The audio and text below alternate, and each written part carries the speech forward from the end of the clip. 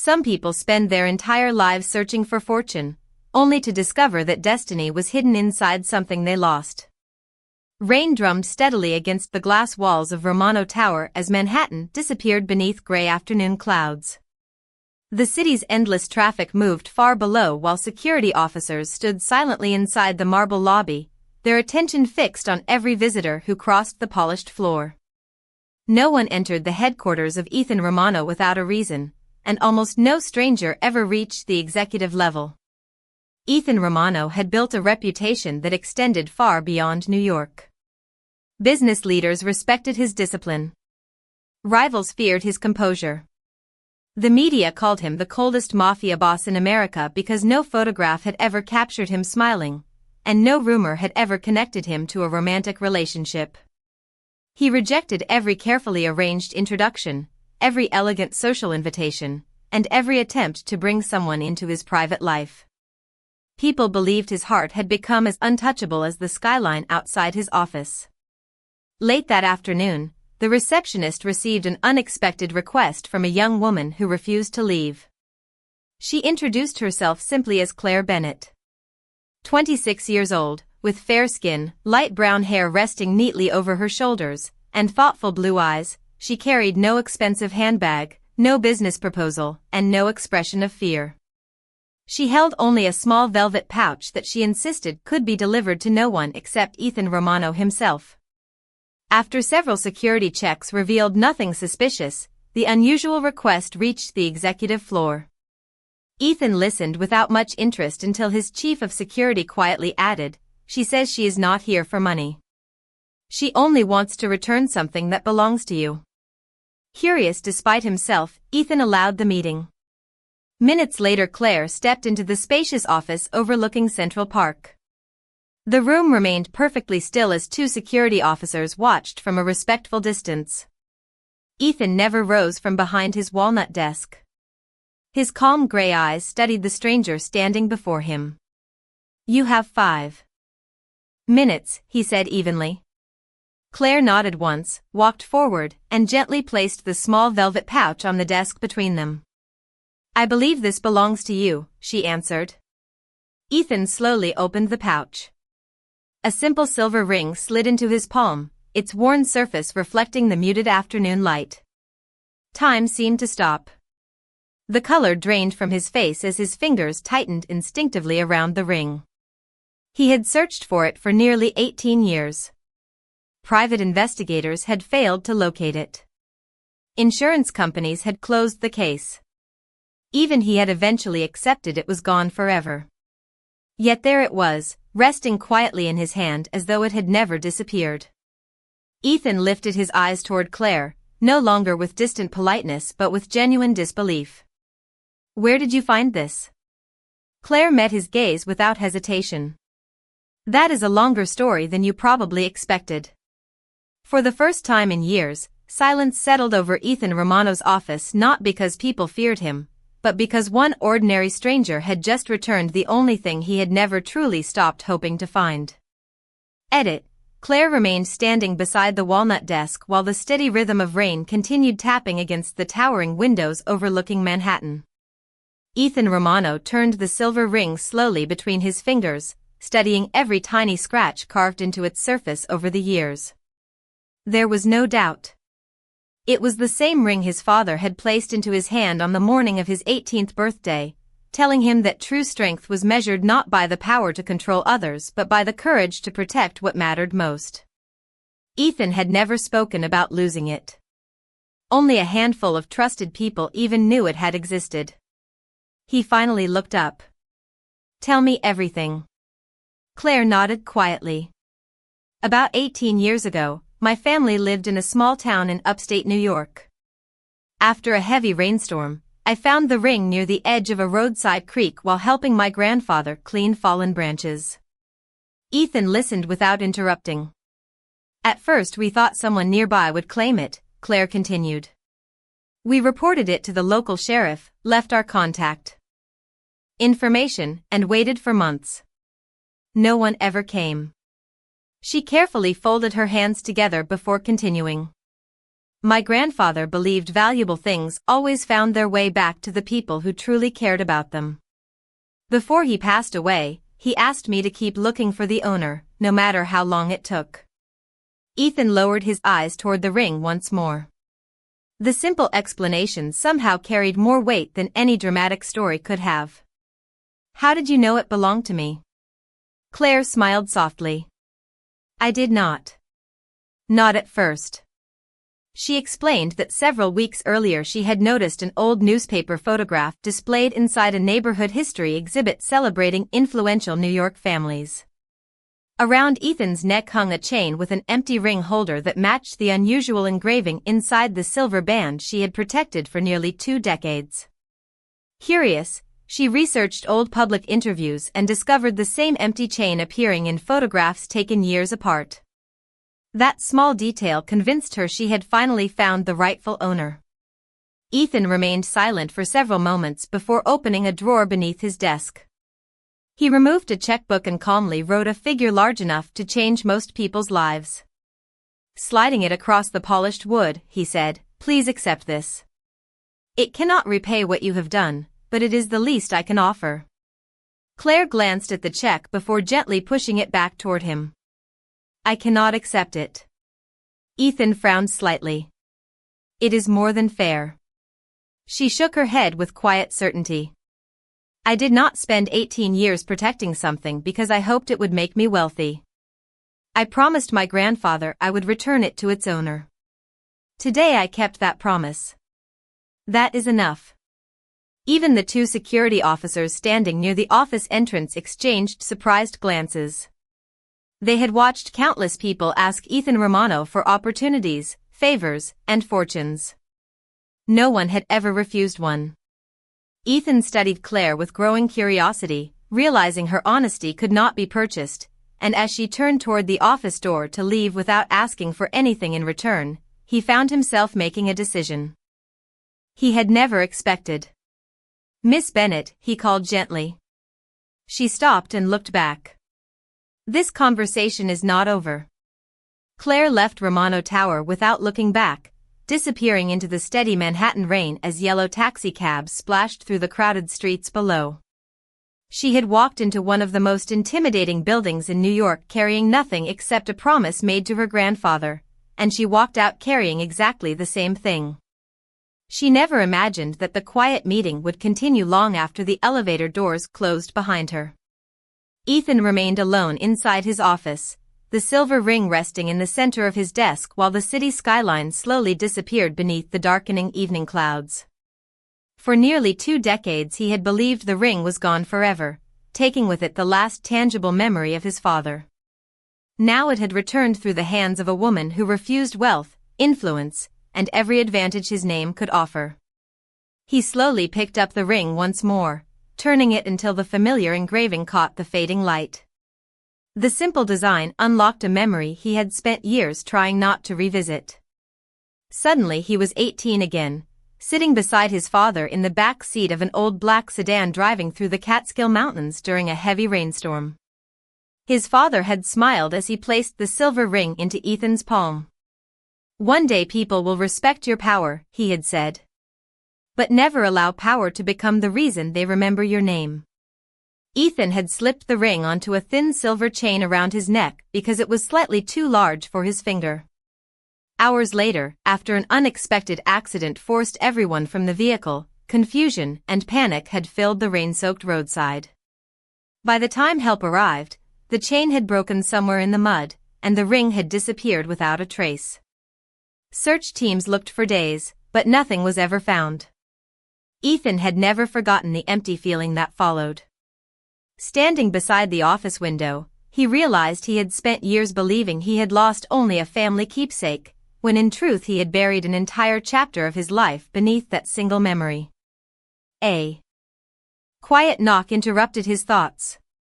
His longtime chief of security, Michael Hayes, stepped inside. You asked me to stay available. Ethan nodded without turning away from the skyline. I want to know everything about Claire Bennett. Michael looked surprised. Everything, sir? Ethan answered calmly. Not because I distrust her. He looked down at the ring resting in his hand. Because someone who protects another person's memories for 18 years without asking for anything deserves to be understood. Michael accepted the instruction with a respectful nod before leaving the office.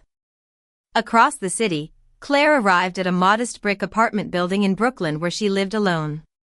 She greeted the elderly superintendent by name, carried groceries upstairs for a neighbor recovering from knee surgery, and stopped to help a little boy retrieve a toy airplane caught beneath a stair railing before finally unlocking her own apartment door. She never realized that somewhere across Manhattan, the coldest man in the city had begun thinking about her far more than the ring she had returned, and as Ethan placed the silver ring back onto its old chain for the first time in 18 years, he quietly wondered why fate had chosen Claire Bennett to bring the past home. 3 days passed before Michael Hayes returned to Ethan's office carrying a slim leather folder that looked almost too ordinary to deserve the attention of one of the most influential men in New York. Outside the floor-to-ceiling windows, morning sunlight reflected across the Hudson River while the city rushed through another busy weekday. Ethan set aside the financial reports covering his desk and accepted the folder without a word. Michael remained standing. "There is nothing unusual about Claire Bennett," he began. "At least nothing that explains why someone would keep a stranger's ring for 18 years. Ethan slowly opened the file. Inside were simple details. Claire worked as a project coordinator for a non-profit community organization in Brooklyn. She rented a modest apartment. She had never been arrested, sued, or investigated. Her financial history showed steady employment, careful budgeting, and quiet generosity through regular donations to local food programs despite an ordinary income." Ethan continued reading. Several pages described volunteer work at neighborhood libraries, senior centers, and after-school tutoring programs. None of it appeared staged or recent. The records stretched back for years. Michael placed several photographs on the desk. One showed Claire helping elderly residents carry groceries into an apartment building. Another captured her organizing children's books during a weekend reading event. A third showed her planting flowers beside volunteers in a small public park. Ethan studied each image carefully. "Any connection to our organization?" he asked. Michael shook his head. "None. She did not even know the ring belonged to you until she noticed the old photographs with the empty chain." Ethan leaned back quietly. Everything about Claire contradicted the assumptions he had learned to make about people. Most approached him hoping to gain something.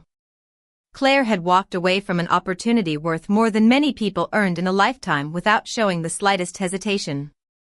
That afternoon Ethan canceled 2 private meetings and left Romano Tower without the usual convoy attracting attention. Sitting inside an unmarked sedan several blocks from Claire's office, he watched employees leave at the end of the workday. Claire emerged carrying a canvas bag filled with paperwork and crossed the street toward a neighborhood bakery. Instead of buying anything for herself, she purchased several fresh loaves before continuing to a nearby community center where volunteers welcomed her with familiar smiles. Through the large front windows Ethan quietly observed her distributing bread, helping children finish homework, and laughing warmly with elderly visitors gathered around a chess table. No cameras followed her. No reporters waited outside. She behaved exactly the same when she believed no important person was watching. As evening settled over Brooklyn, Claire left the center carrying only an empty canvas bag.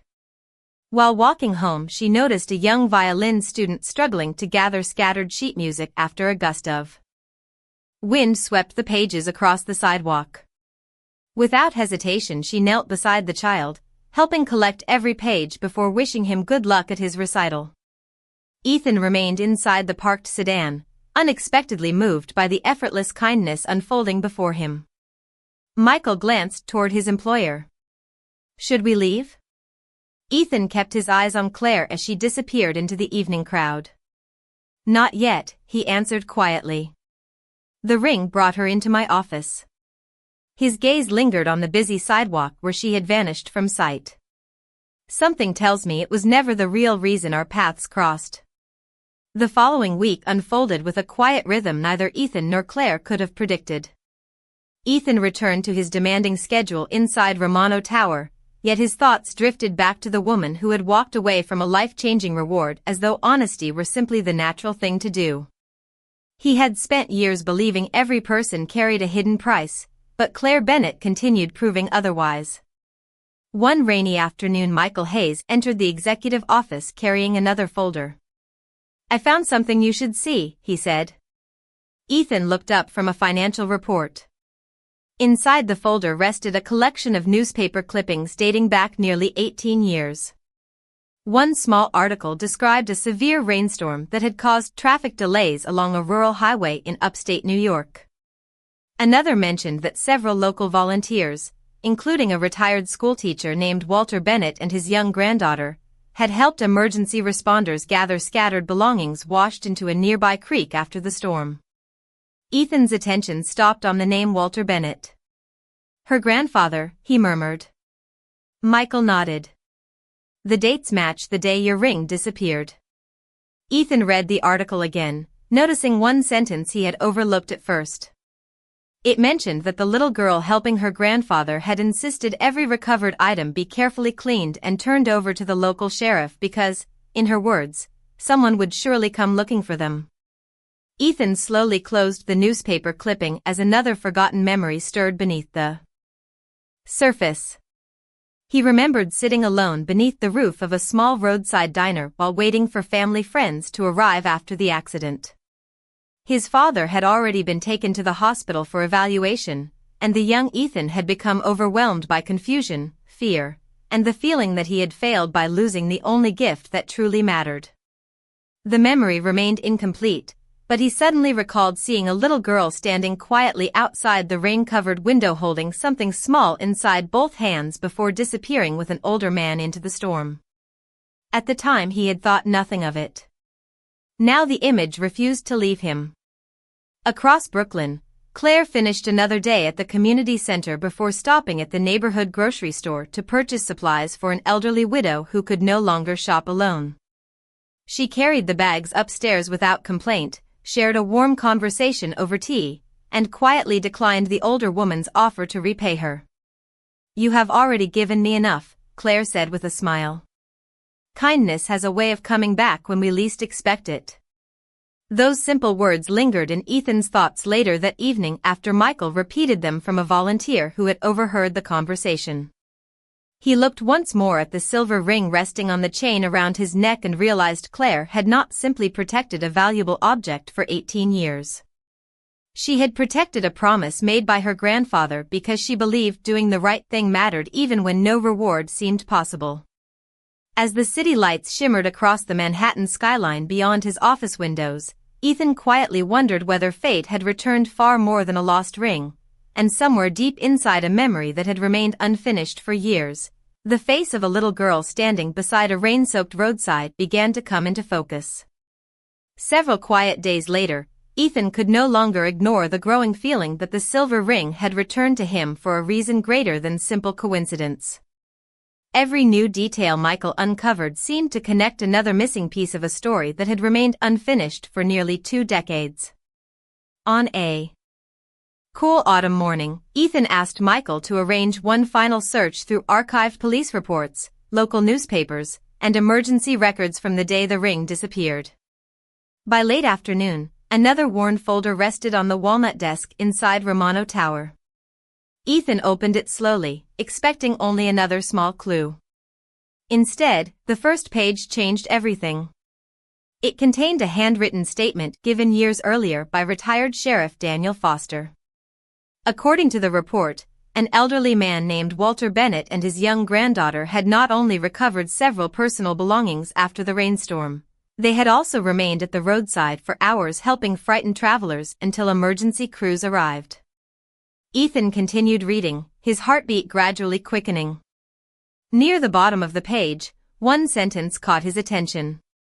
The young girl spent nearly 30 minutes comforting an 18-year-old passenger who appeared overwhelmed after the accident and refused to leave until he finally agreed to step inside the shelter.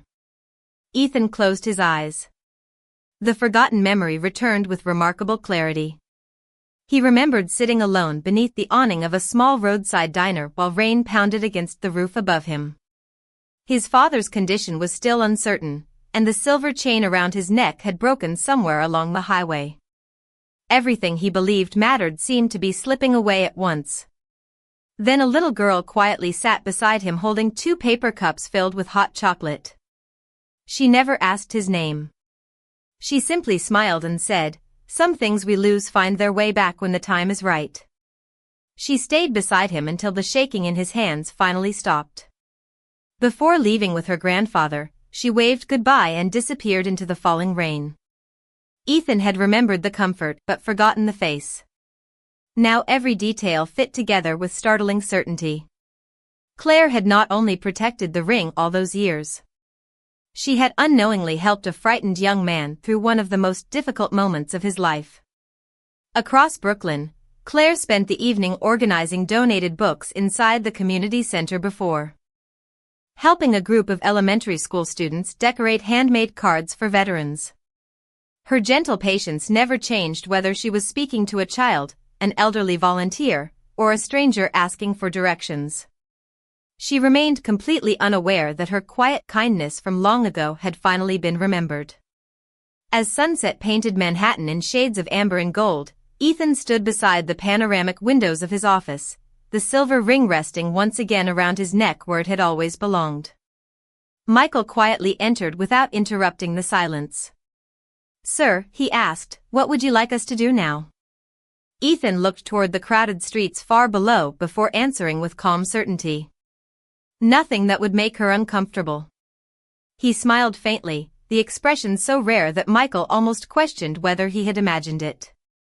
"This is no longer about recovering a ring," Ethan said softly. "It is about thanking the person who returned a part of my life I never realized I had lost." The following Friday evening, Romano Tower hosted its annual charity reception overlooking the lights of Manhattan, an event attended by business leaders, community organizations, and local families whose programs had been supported throughout the year. Although Ethan Romano rarely remained longer than necessary at public gatherings, this time he personally welcomed every guest arriving through the grand entrance. His calm professionalism surprised employees who had worked beside him for years. They quietly noticed something else as well. For the first time anyone could remember, the silver ring rested once again on the chain around his neck.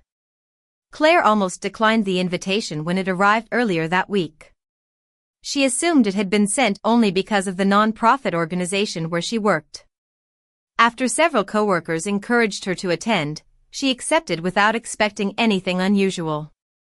She entered the ballroom wearing a simple navy blue evening dress, her light brown hair falling neatly across her shoulders, looking elegant without trying to draw attention. She greeted familiar volunteers, thanked donors for supporting neighborhood programs, and naturally drifted toward conversations about children, education, and community projects rather than influential guests. From across the ballroom, Ethan noticed her almost immediately. It was not because she stood out through wealth or status. She stood out because she seemed completely comfortable forgetting herself whenever someone else needed attention. An elderly guest searching for a chair found one before asking because Claire quietly brought it over. A young volunteer nervously preparing for his first public speech relaxed after Claire offered a few encouraging words. None of those moments were planned, yet together they revealed the same quiet character Ethan had been discovering piece by piece. As the evening drew to a close, Ethan stepped onto the small stage prepared for the final remarks. The room gradually became silent. Everyone expected another formal speech thanking sponsors and announcing future projects. Instead, Ethan looked toward Claire before speaking. "Tonight I would like to recognize someone whose kindness has reminded me that integrity still exists when no one is watching." Confused whispers spread gently through the ballroom. Claire looked around, assuming he meant someone else. Ethan continued, his voice steady and sincere. "Many years ago, something deeply meaningful disappeared from my life. Recently, one person returned it without asking for recognition, reward, or opportunity. She simply believed the right thing should be done." Every eye turned toward Claire as surprise filled her expression. Ethan stepped down from the stage and walked across the ballroom until he stood before her. The room remained perfectly silent. "Miss Bennett," he said softly, "thank you for protecting something that represented the last gift my father ever gave me." Claire shook her head gently. "Anyone should have done the same." Ethan smiled, and the expression transformed his usually reserved face so completely that conversations throughout the ballroom simply stopped. Employees who had served him for more than a decade stared in astonishment. Some had believed he had forgotten how to smile years ago.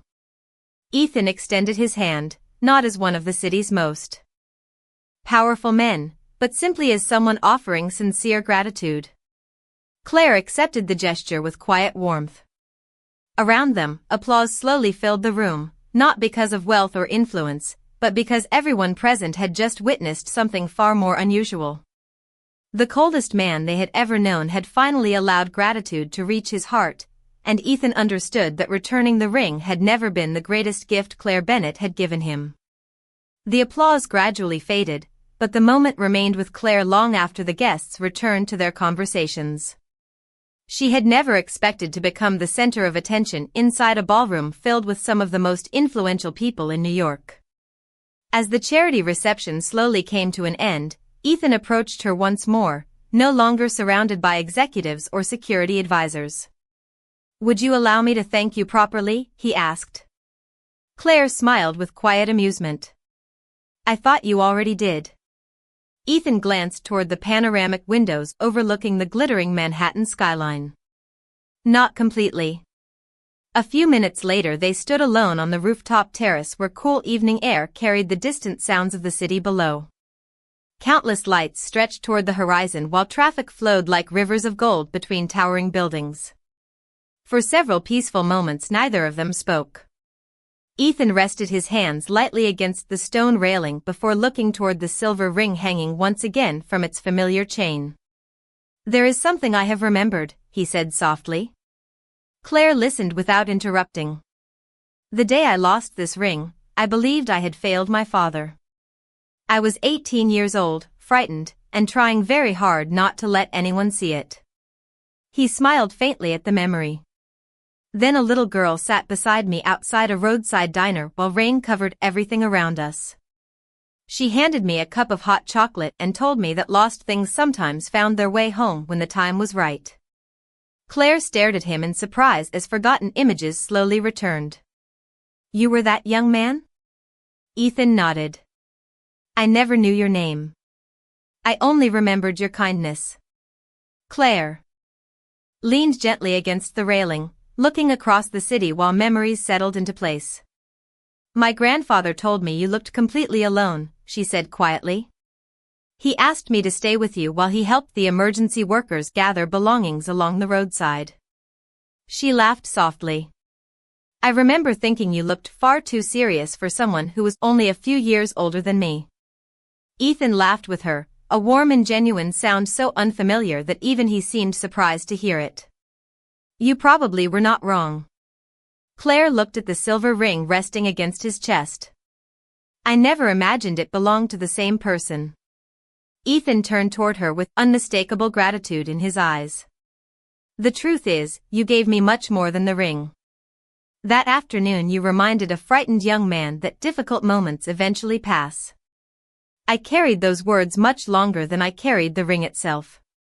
Claire lowered her eyes thoughtfully.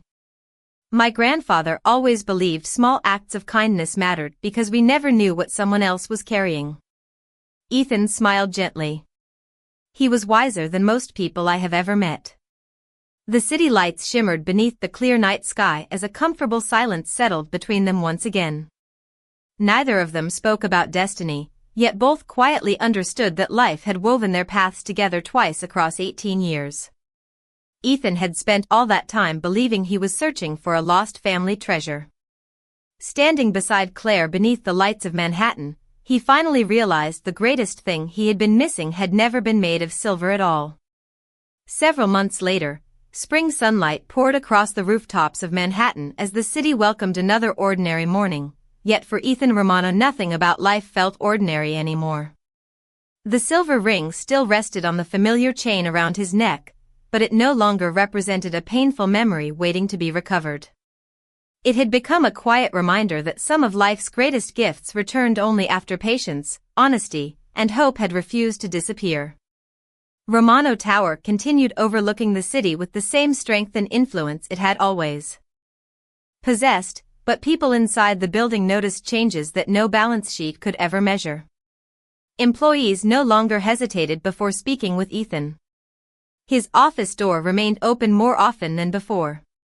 Community partnerships expanded, scholarships were created for students across New York, and charitable programs quietly received support without expecting recognition in return. Reporters searched for dramatic explanations behind the transformation, yet the truth remained beautifully simple. One person had reminded a powerful man that kindness could change a life more completely than success ever could. Claire continued working at the non-profit organization she loved, refusing every offer that required her to abandon the purpose that had guided her for years. Ethan never asked her to become someone different. Instead, he chose to stand beside the life she had already built. They spent quiet weekends visiting neighborhood libraries, community gardens, and youth programs where children greeted Claire with excited smiles and gradually became comfortable enough to laugh with Ethan as well. The man once described as impossible to approach patiently listened to school projects, applauded children's music recitals, and quietly repaired old park benches during volunteer afternoons without announcing who he was. One warm evening, Ethan invited Claire to the rooftop terrace of Romano Tower where everything had truly begun. The skyline shimmered beneath a sky filled with golden light while the Hudson River reflected the colors of the setting sun. Resting inside a small velvet box was a simple platinum ring with an elegant design inspired by the silver band his father had once given him.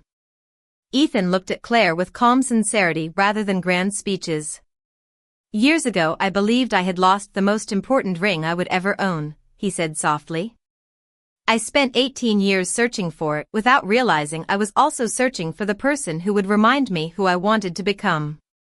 Claire's blue eyes filled with quiet emotion as she smiled. "My grandfather always said that promises travel farther than people expect." Ethan nodded gently.